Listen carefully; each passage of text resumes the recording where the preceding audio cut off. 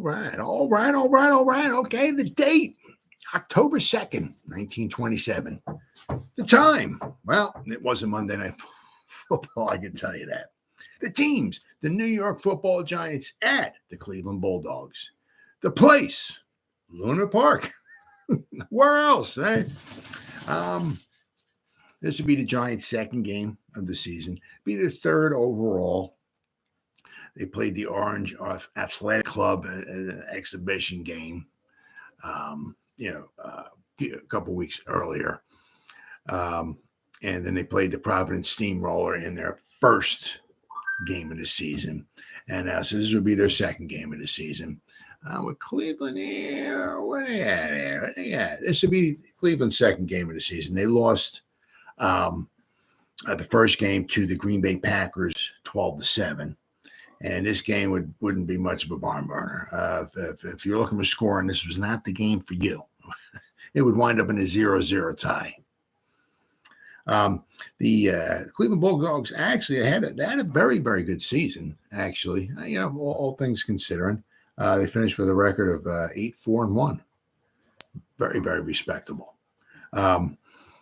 This is also a game, I guess you call it, I don't know if you call it so much the Benny Friedman game, but because, he was the quarterback, or he's the one who threw the ball, shall we say, for the Cleveland Bulldogs. He was a fantastic player in college. He came out of Michigan, and he would actually wind up having a few. Well, actually, he not only would have a few-year career with the Giants. I believe it was 29, 30, and 31. He was with the Giants for 3 seasons. Let me see here. And not only that, but he would be the Giants' interim head coach for the final 2 games of the 1930 season. Let's see. Benny Friedman, was it 3 years? Yeah, 29, 30, and 31. Yeah, then he went to the Brooklyn Dodgers for his final 3 seasons of his career. Overall, he had, he played. He played 8 years. You play 8 years back then. That's a long career. But this game here has some ties to the Giants, the Bulldogs and the Giants. They're going to have some ties. I'll be reading some of this over.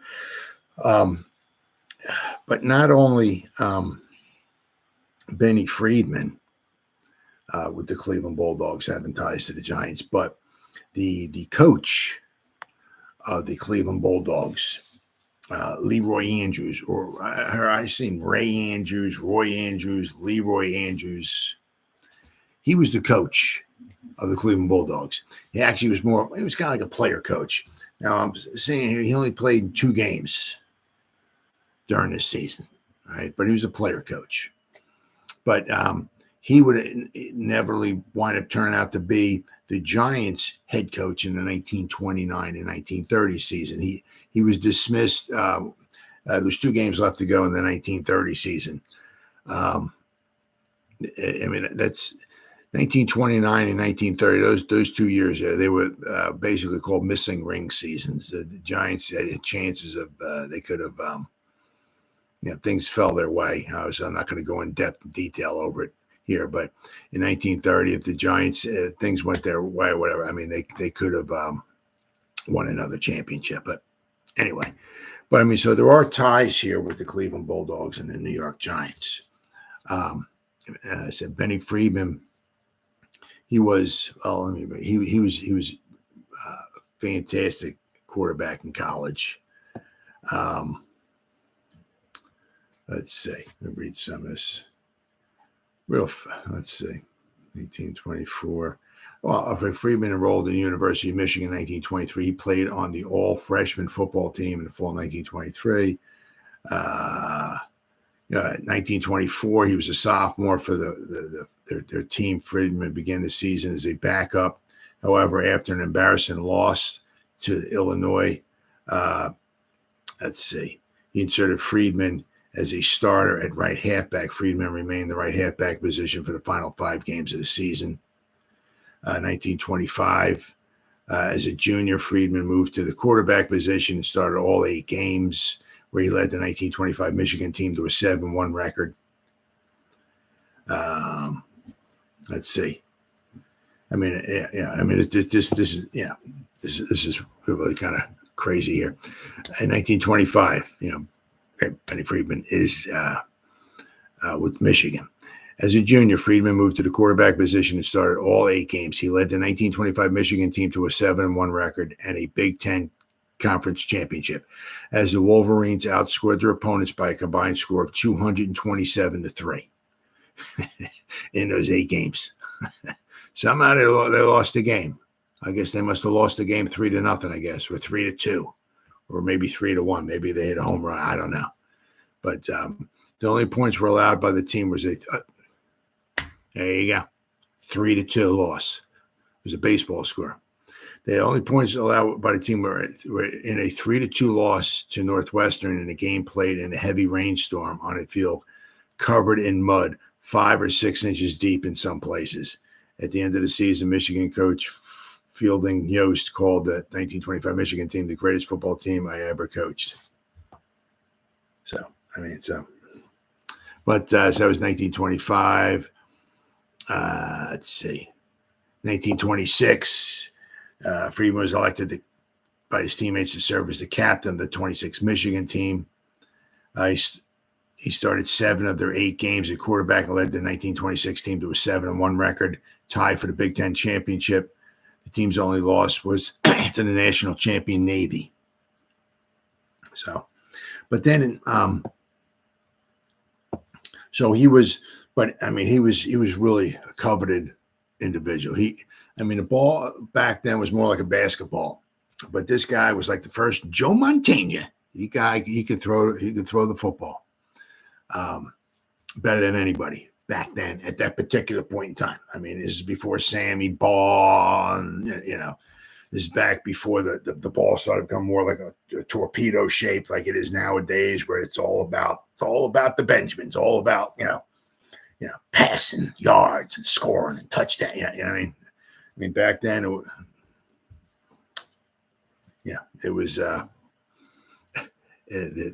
ball was not very friendly to the passing game, shall we say? But this guy, if anybody could throw the ball, it was this guy. George Hallis one time said of Benny, this guy would throw the ball on any down, first down, second down, third down. Usually, a lot of what happened, a lot of times, was they would run the ball maybe on first down, run the ball on second down, and then if you needed yardage, maybe throw the ball on third down. Right? Not with him. He's throwing on it. He threw it when he wanted to throw it, not when the game dictated it or anything like that. Right. But 1927, okay, this season, obviously, Benny was with the Cleveland Bulldogs. He announced that he would play professional football for the Cleveland Bulldogs in the National Football League. During the 1927 season, Friedman started all 13 games at quarterback. They were 8-4-1, right, at quarterback, and led Cleveland to an 8-4-1 record. Cleveland had the top scoring offense in the league with an average of 16.1 points per game, which back then was a lot. Nowadays, that's what the Giants are averaging, 16.1 points per game, and that's absolutely pathetic. But back then, 16.1 is very good. In his first NFL game, he threw a 50-yard touchdown pass to Al Bloodgood. That was the loss to the Green Bay Packers. He led the NFL during the 1927 season with 12 passing touchdowns and 17, and apparently, I guess, I'm not sure how they found this out, but I mean, with his passing yards. But it said apparently at least 1,721 passing yards he had. His closest competitors totaled 7 passing touchdowns. He had 12, right? And his closest competitor had 7 and 1,362 passing yards. Now, once again, I don't know how they figured out the passing yards because there's no stats in any of these games, or or most of the games don't have stats. So I have no idea how they figured out, He was selected, in 1927 as a first-team All-NFL player. Then what happened was we're gonna go over this. The Bulldogs had some financial problems. They became the Detroit Wolverines. So basically the first 4 seasons he was a player, 27, 28, 29, and 30. Whatever team he was on 3 different teams in those 4 years. Whatever team he was on, that team led the league in scoring. Let me tell you what, the 2 years he was with the Giants, they put up some points.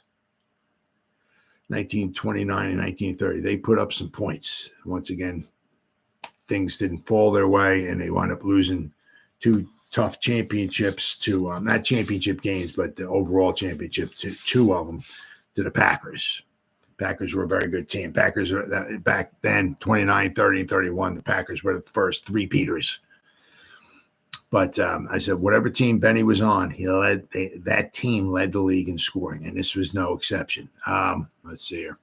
Here we go. 1927. All right. Cleveland was number 1. They scored 209 points. The Giants were second, 197. The Yellow Jackets, who played 5 more games, only scored 152 points. The Bears scored 149 points, and the New York Yankees played 142 points. The Bulldogs, they were very, very, very impressive team. Let's see here. So Benny Friedman was with the Detroit Wolverines in 1928. Then what wound up happening was they had some financial troubles, and Tim Mara was the owner of the Giants, was trying to just get Benny Friedman. And when they said no, the Detroit Wolverines, he was trying to, trade for him or buy his contract. But when they said no, what wound up happening was the Wolverines were in financial trouble. And I'm going to read over this. He just bought the whole team. All right, okay, I'll buy the whole team. How does that sound? And so some of the players got absorbed into the Giants, but basically the reason why he wanted was Benny Friedman, right? So let me go over here the history of the Cleveland Bulldogs. This is just straight out of Wikipedia here, right? It says the Cleveland Bulldogs were a team that played in Cleveland, Ohio, in the National Football League. They were originally called the Indians in 1923, not to be confused with the Cleveland Indians. Let's see. No, not to be confused with the Cleveland Indians NFL franchise, which is in 1922. However, after the team owner Samuel Deutsch purchased the Canton Bulldogs in 1924, he merged the Canton team with his Indians and renamed his franchise the Cleveland Bulldogs. The Canton Bulldogs remained a part of the NFL. Remained a part of the team until 1925 when they were sold back to Canton. The Cleveland Bulldogs played in the NFL until 1928, and they were when they were relocated to Detroit, became the Wolverines. The team was later incorporated into the New York Giants in 1929 after Tim Mara wound up buying the whole team. The Cleveland Bulldogs won the 1924 NFL championship. Now, actually, what it was the Cleveland Bulldogs won the 1924 NFL championship, but they had a lot of the players from Canton. The Canton Bulldogs were on their team. So that made them a very good team in 1924. The Canton Bulldogs won the championship in 1922, 1923. So when they kind of merged with the Cleveland Indians and the Canton Bulldogs kind of merged to become the Cleveland Bulldogs in 1924, they had some very good players on their team, obviously, and they wound up winning. But Sam Deutsch, a Cleveland jeweler and boxing promoter. Now, interesting, because Billy Gibson was he was the president of the Giants back when they first started, 25, 26, 27. He was their president, but he was a boxing promoter as well, too. Right, so he had other interests, but he had also other interests that brought in some money to help maybe keep the team going. So Sam Deutsch, who also owned a minor league baseball team, bought an NFL franchise in 1923 and named the team the Indians. They played only 7 games in that first season, but they had a shot at the championship with a 3-0-3 record going into their final game against the Canton Bulldogs, who were also undefeated. The Indians were defeated 46-0 and posted a 3-1-3 record, finishing 5th in the league, which comprised 20 teams at the time. Purchase of the Canton Bulldogs. However, in August 1924, Deutsch bought the defending NFL champion Canton Bulldogs for $2,500. The Bulldogs were experiencing heavy financial troubles at the time and were sold to Deutsch without much of a struggle.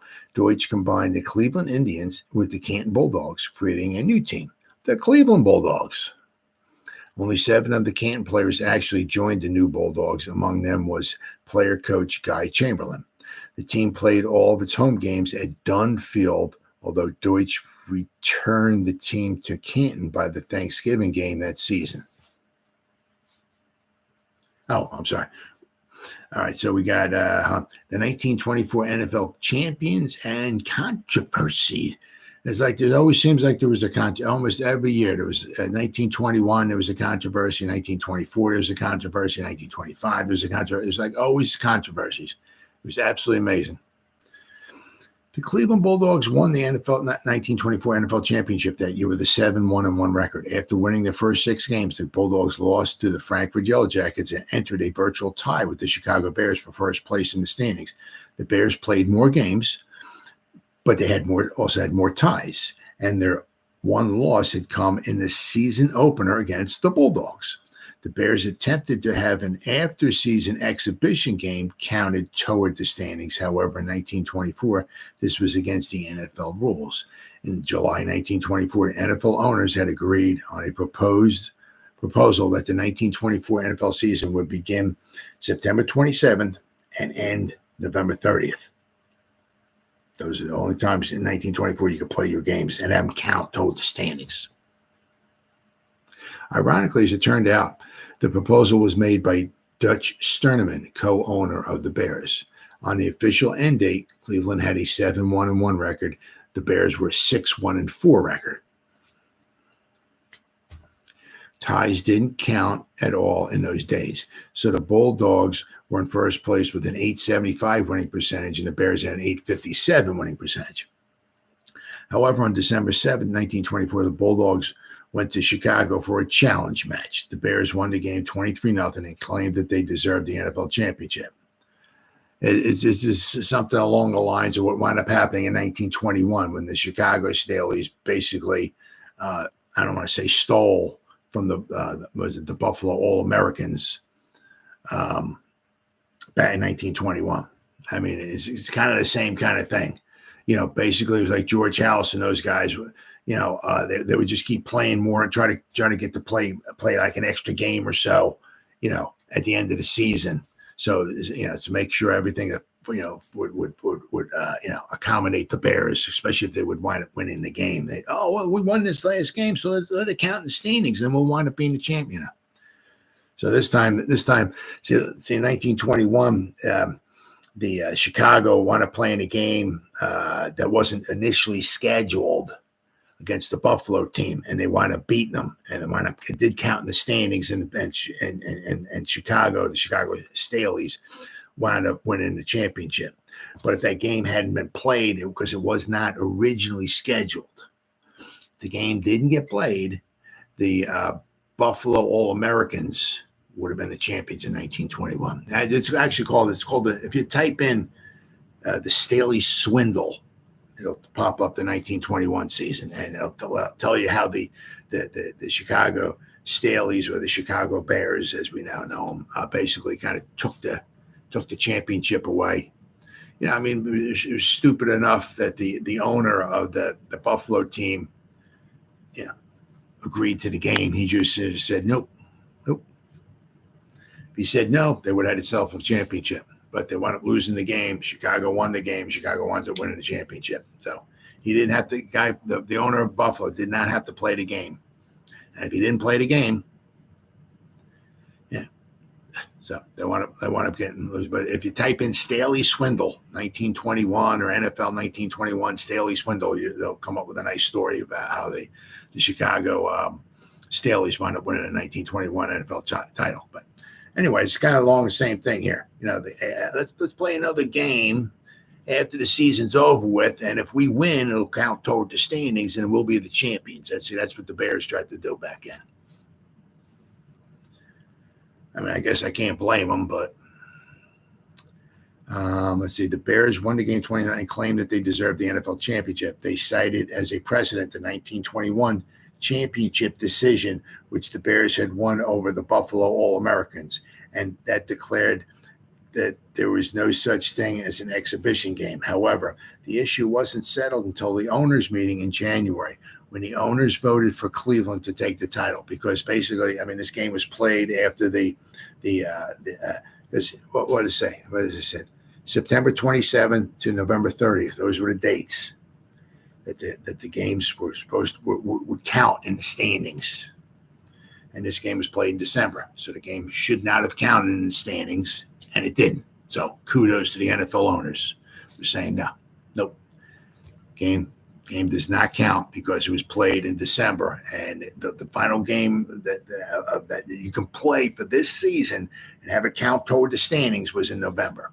So kudos to the NFL owners for telling the Bears go sit on it. The owners also decided at that meeting that 1925 season would run through December 20th.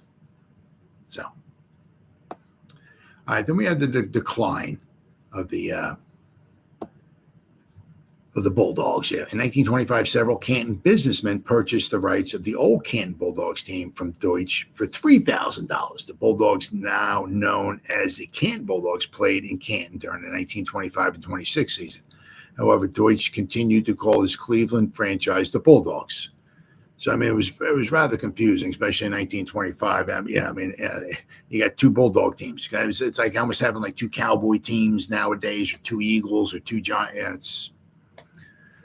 Let's see. He also sold the Cleveland Indians half of the club to Herb Brandt in August 1925. That season, the Cleveland Bulldogs fell to a dismal 5-8-1. The team performed poorly on the field and at the bank. By mid-November, the organization was nearly bankrupt. In 1926, Brandt received authority from the league to suspend operations for a year. The Bulldogs then returned in 1927, bolstered by players from the folded Kansas City Cowboys franchise, to which returned as the principal owner of the new Cleveland Bulldogs club. He, along with the fellow investors Max Rosenblum, Brandt, Harold Gould, and Clinton Winfrey, built the new Bulldogs around the native Clevelander Benny Friedman, a star quarterback from the University of Michigan. The team finished fourth in the league in 1927 this season with a record of 8-4-1. Very, very respectable. Then we have here ties to New York Giants. At the end of the season, the 1927 season, this season right here, it was like they were having, like, I guess, financial troubles, and it's kind of hard. I mean, because they led the league in scoring, they had a good record.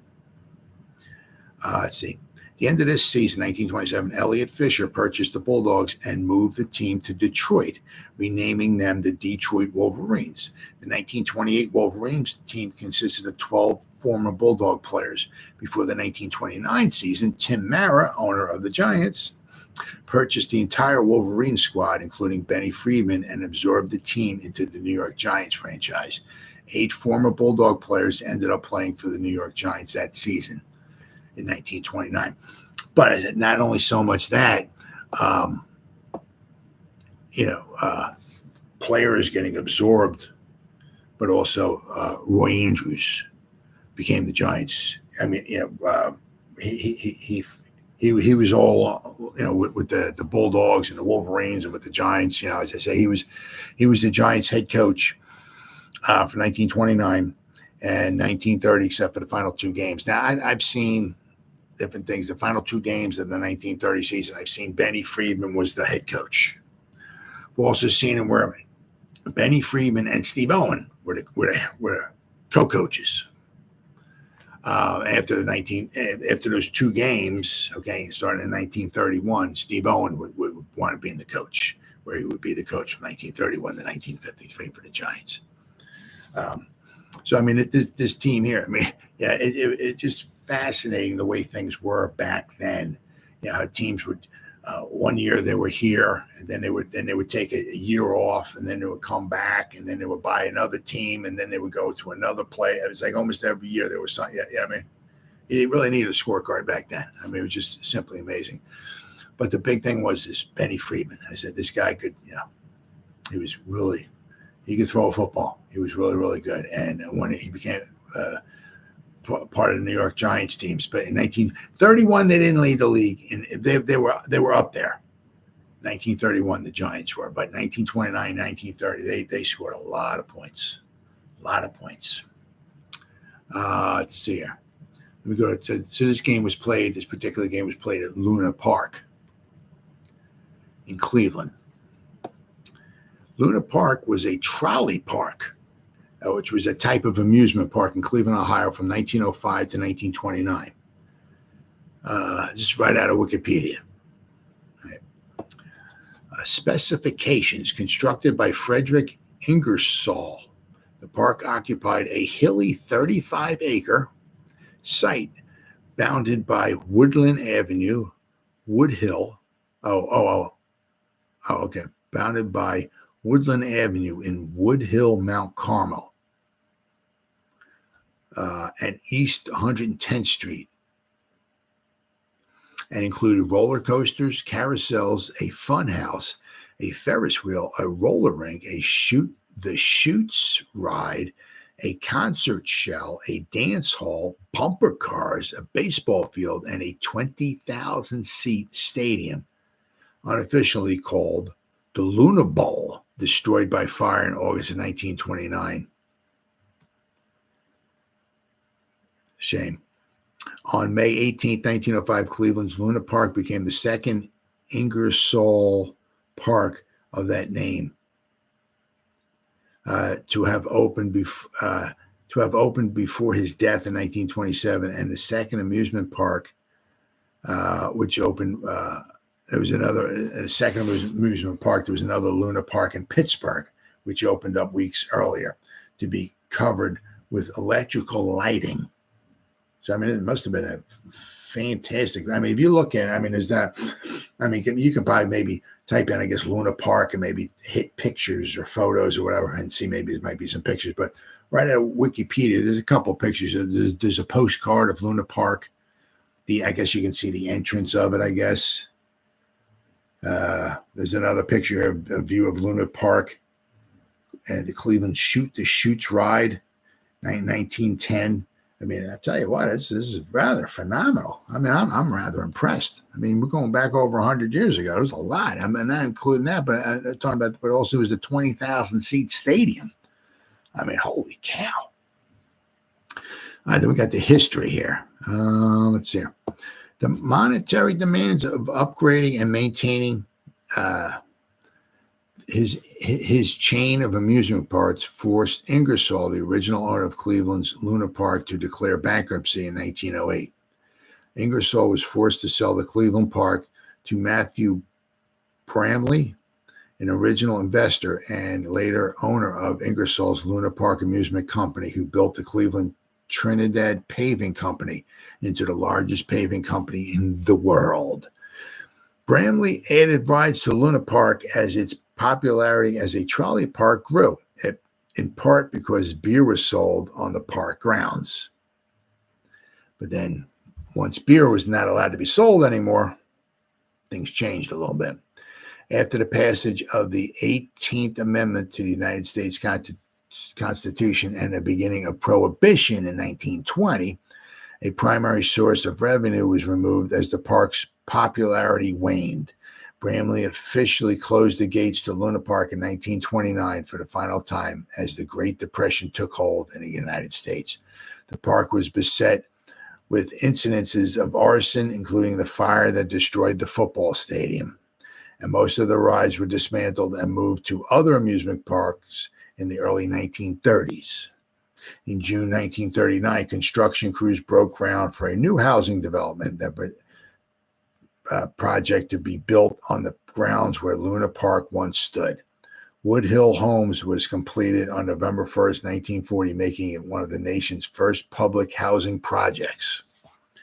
The stadium at Luna Park, the Cleveland Panthers of the First American Football League and the Cleveland Bulldogs of the National Football League played their home games in Luna Bowl. And after the dismantling of the amusement rides had begun, the Federal League Cleveland Green Sox Luna Bowl was the home to the Negro League baseball teams, Cleveland Tigers, 1928, the Cleveland Stars in 1932, the Cleveland Giants in 1933, and the Cleveland Red Sox in 1934. So this is 1927. So the Luna Park, or I guess the Luna Bowl, I guess being in Luna Park, it was only around for a couple more seasons because this is 1927. So by 1929, and that's what happened back then. Obviously you're going to need, for something that big, you're going to, for the park, you're going to need, a lot of money for the upkeep of it. Well, as they were said there, one of the things they would sell beer, make money on beer. Things are good, but once they said prohibition, you weren't allowed to sell beer anymore. That was a big chunk of money that they were making that they couldn't make anymore. So this game was played at the Luna Bowl inside, Luna Park, and it's 1927. So, and it was only around for 2 more seasons. And apparently, due to arson, the game was. The stadium would want to be burnt down. Shame, absolute shame. But back to the New York Giants here. This is obviously the 1927 season for the Giants. Obviously, is their first initial championship season. Now, it would take them a little while, the Giants, to start the ball rolling as far as scoring points. Now, this would be their 3rd game of the season. So including this 3rd game, I'm sorry, I apologize. This is the 3rd game they played, 1 exhibition game and 2 regular season games. So it wasn't their 3rd game of the season. But between the 1 exhibition game and then now this is to be their 2nd regular season game, the kicking game just was not on. They hadn't kicked a field goal yet. They hadn't kicked an extra point yet. In fact, they scored 2 touchdowns and it missed both extra points.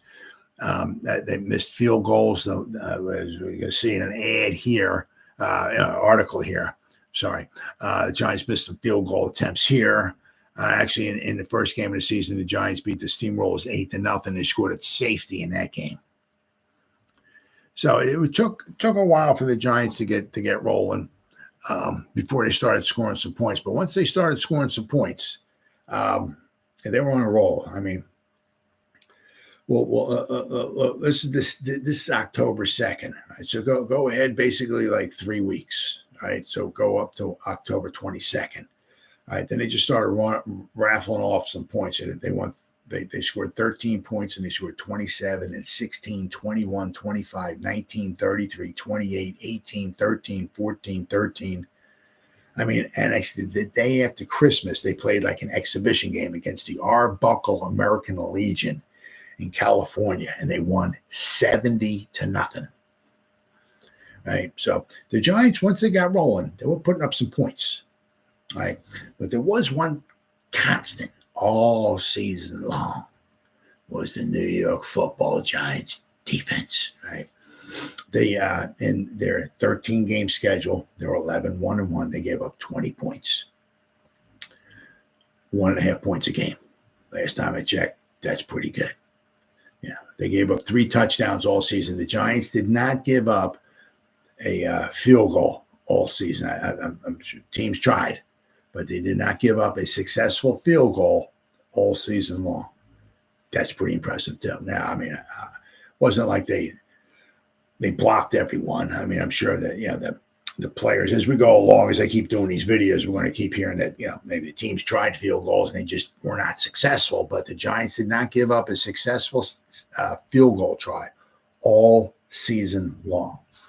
And out of their 13 games, they posted 10 shutouts. They only gave up 3 touchdowns.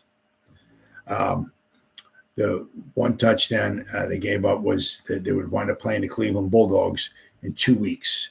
This is October 2nd. October 16th at the Polo Grounds would be the Giants' first home game of the season. They played the Cleveland Bulldogs, and they would lose 6-0 to the Bulldogs. Right, so that was the first touchdown the Giants would give up. Then the Giants would give up. They would play the Chicago Cardinals on November 20th at the Polo Grounds, and they would wind up winning that game 28-7. And then what we got? I guess a week later, they would play the Chicago Bears at the Polo Grounds, and the Giants would wind up winning 13-7. So the Giants gave up basically 3 touchdowns. The only successful kicks that they gave up all season long were 2 extra points, 2 successful extra points. I mean, it was absolutely amazing. I mean, just to think about it, they gave up 3 touchdowns all season long. 10 games out of the 13 were shutouts. They gave up 1.5 points a game. I mean, and it was just weird because they were so good this season. They were 11-1-1, and they won 13-0, 14-0, 18-0, 28-7, 19-0, 25-0, 21-0, 16-0, 27-0, 19-0, 13-0. I mean, it wasn't like they were winning 3-2, 7-6. I mean, they were shutting teams out and beating them by double-digit points every week. I mean, they were so good. And then in 1928, what happens? Shall I say, what happened from 1986 and 1987? Right? Giants won the Super Bowl in 1986, 1987. They had a losing record. Right? I mean, of course, the scab, they had to hold out in the scab games and all that. So that had a lot to do with it. But I mean, 1928, the Giants had their first losing season. So I mean, it was so good one year, and then I don't want to say absolutely horrible, but they had a losing record in 1928. But 1927, they were really, really good. The record 11-1-1. And what are we at here? Yeah, Cleveland, they wound up with a record of 8-4-1. Yeah, very, very good. Very good team. I said they scored 209 points. They gave up 107. What do we got here? Cleveland. Nope. Here we go. Let's see here. After this, well, I mean, they started off pretty kind of rough, kind of bad. They lost to the Packers. They tied this game against the Giants. Then they lost the next week against the New York Yankees, 13-7. Then they beat the Giants 6-0. Then they lost. They played the Bears in Chicago. So basically, after 5 games, they were 1-3-1, Cleveland. Then they wound up going 1, 2, 3, 4, 5, 6. Then they wound up winning 7 of their final 8 games. So the final 8 games, they were 7-1. They started 1-3-1, finished 7-1. So they finished really, really strong. I mean, it was the same thing with them. I mean, once they got going, they put up some points too. They put up a lot of points. They put up one game, they put up 20 points, and they put up 32. They put up 30, 22, 37. They put up 15. They put up 21. So I mean, they were putting up points as well too.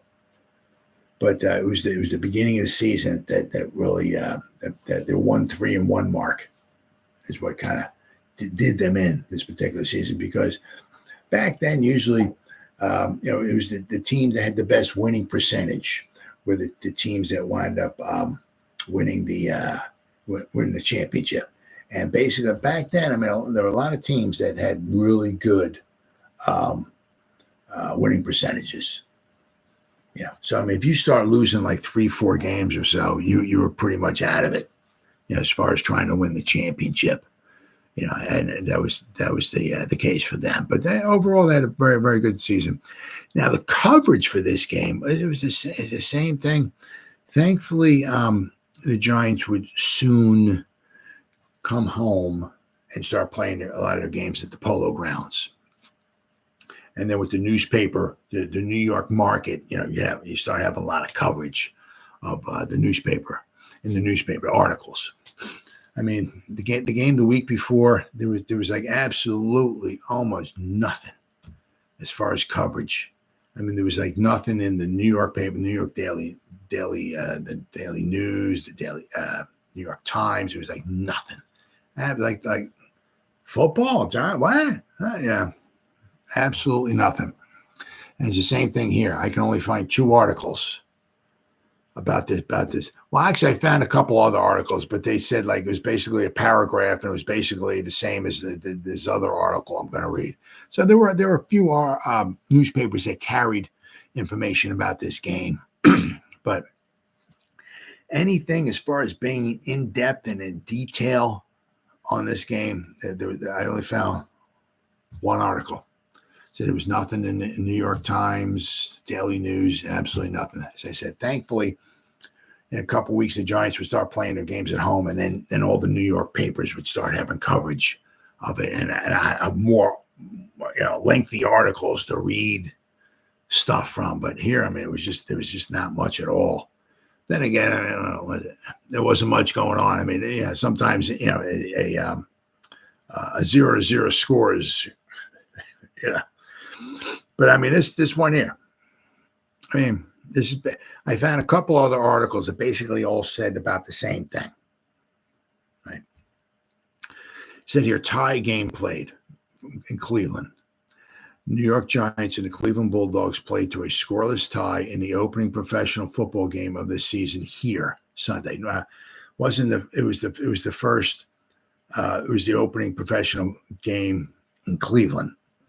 For that particular, because I just mentioned Cleveland played the week before and they lost to the Green Bay Packers. So this is Cleveland's second game of the season, but this is their opening game their initial home game of the season. Right? Benny Friedman of the Cleveland team and All-American at the University of Michigan last season was as effective as ever in throwing passes. Now he completed some. There weren't 50-yard bombs, but he completed some passes in this game. And I remember, once again, he was just a rookie coming in, right? And he had a very good season. I mean, coming in as a rookie, he led the league in passing yards and touchdown passes. Very impressive. He said he was effective as ever in throwing passes, but the Giants' defensive ability of the Giants kept the locals from scoring. That's all this one article says. And I found maybe 2 other articles that basically said the same thing. So instead of reading the same exact article, I mean, it's like really nothing. Yeah, nothing. What happened? Nothing. Yeah. So, but I did find this other one. It is, I think it's from the name of the, I think it's the Plain Dealer is the name of the newspaper. It was in Cleveland. All right, they have a little lengthy article here. Thank goodness. I mean, it's like, and let's see here. It says Benny Friedman. Oh, let me read this. Benny Friedman and Giant Pros stage scoreless tie.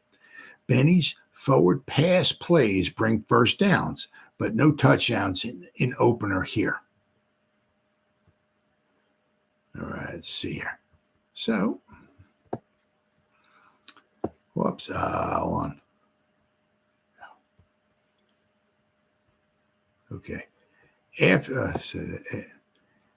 After 4 scoreless quarters by the New York Giants and Benny Friedman's Cleveland Bulldogs in the National League's 1927 inaugural game at Luna Park Stadium yesterday, nearly 3,000 customers were willing to attest that goose eggs on the scoreboard do not make for spectacular football.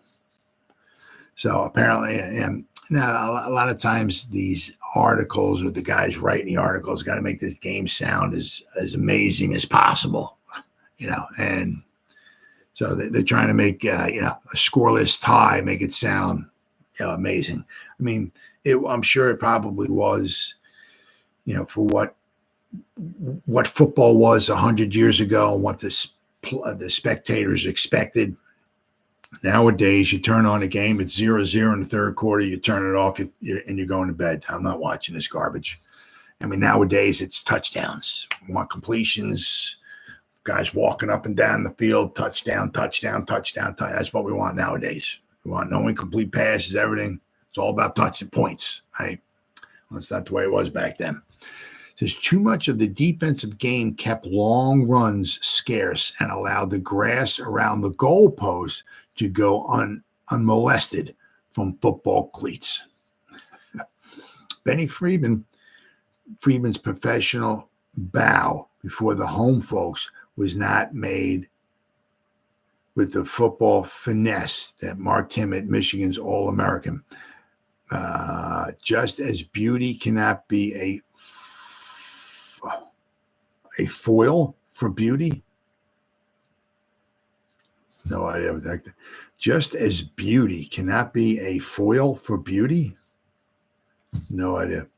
Benny found his pigskin craft matched with defensive cunning to equal it. We got field goal try is blocked, says here.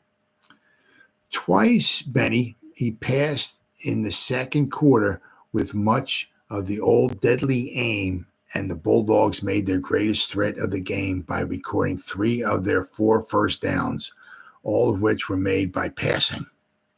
So, apparently the Giants' run defense was very, very good. 1 to Bloodgood, they had 20 yards, and another to Randall's brought 15. Catching one of Feather's tosses for 20, Benny was leading the way to the goal, only to be held on the next 3 downs. On the 4th, a drop kick was blocked by the Giants' Reinquist, recovering just in time to hear the whistle blow for halftime. So I guess apparently all of this stuff was going on just toward the end of the second quarter. Benny Friedman was marching the Bulldogs down the field. It doesn't say, it just says they completed some passes. They got down there and toward the goal. Says drop kick was blocked. It didn't say how far the field goal try was or anything like that. But it says that the Giants make a couple field goal attempts and it says how far they were here. But so how close Cleveland got when they tried the drop kick, who knows? But so they did try drop kick and it got blocked by the Giants. Twice were the distinguished digits of Fat Henry's largest toe called upon to drop kick for the Giants from the 20 and the 37-yard lines as a phase of the Giant attack, but the famous Washington and Jefferson heavyweight missed both of them. McBride, once a famous Syracuse back, elected the placement 3 times only to have his boot go askew. So the Giants had 5 field goal tries, missed them all. And the one thing is with Jack McBride, he in 1924, he didn't lead the college in scoring. He scored 90 points though, but a lot of them were by field goals and extra points. He was known. I mean, he was a very good athlete, and he's a very good athlete for the Giants. The Giants, Jack McBride, they was basically their fullback, really special player for the Giants. But he was well known for having a good toe, for kicking extra points and field goals. So the Giants had 5 field goal tries, missed everyone. Giants made their greatest threat in the final period when Hinkie Haynes returned Bloodgood's punt 25 yards. And McBride to Haynes' toss was good for 30.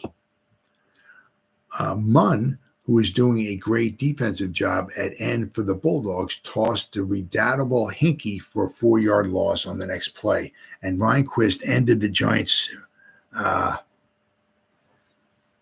rally by nabbing a McBride toss on his own 20-yard line. That's about as close as they came to that no man's land of the gridiron, the 20-yard stripe. So, I get. Well, let's see here. I don't know. Well, I mean, the Giants must have. I mean, if Fat Henry with the Giants missed a drop kick from the 20-yard line, they must have got inside the 20. But apparently there wasn't a whole lot of threats on the goal line. But there was quite a few drop kicks, and Giants missed 5 of them. And at least it didn't cost them the game. Well, let me see here. Here we go. Well, the Giants still would have won. Say if the Giants missed 5 drop kicks, and the Bulldogs would have made their 1 drop kick, the Giants would have been 11-2. The Giants still would have won because the Giants were 11-2, and the Packers were in second place with a record of 7-2. So the Giants still would have won the championship. But I mean, back then, I'll tell you what, the special teams were not that special. A lot of missed extra points and a lot of missed field goals. Let's see. A break quickly capitalized by, Alert Friedman saved the Bulldogs in the 3rd period, while Bloodgood was punting out of danger on his own 10-yard line. The kick was blocked, and Michigan's galloping ghost dashed out of the fray and recovered. Bloodgood's next punt was good. Well, because sometimes what wound up happening was they would punt like maybe on 3rd down or something or whatever,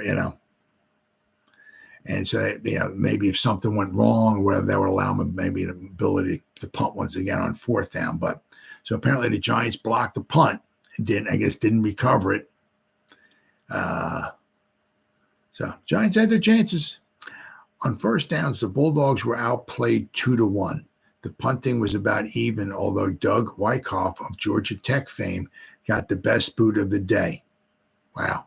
A 70-yard spiral that backed the Bulldogs far into their own territory. 70 yards. I mean, wasn't on the fly. I'm sure it was on the bounce and everything like that, but not too bad.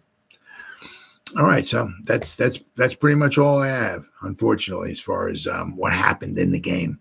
Now, the starting lineups: Cunningham was the left end for the Bulldogs. This is the Cleveland Bulldogs team.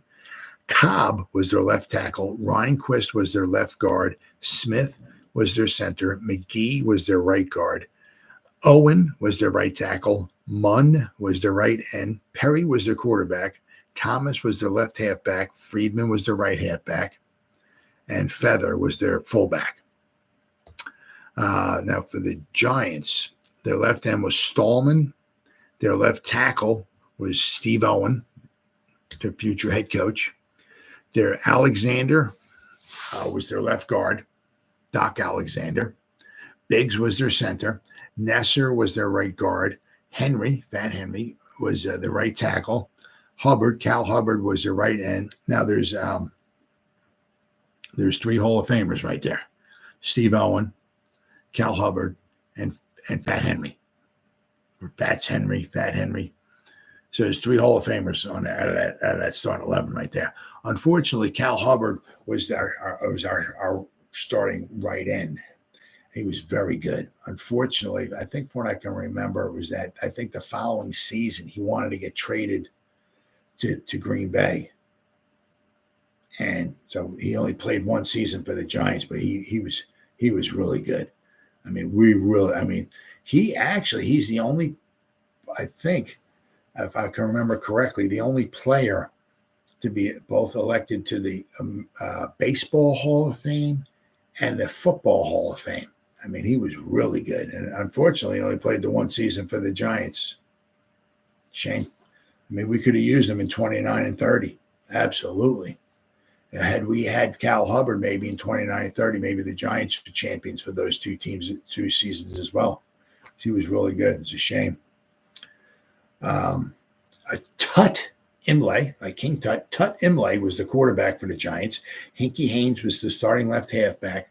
Wyckoff was the starting right halfback, and McBride was the starting fullback for the Giants.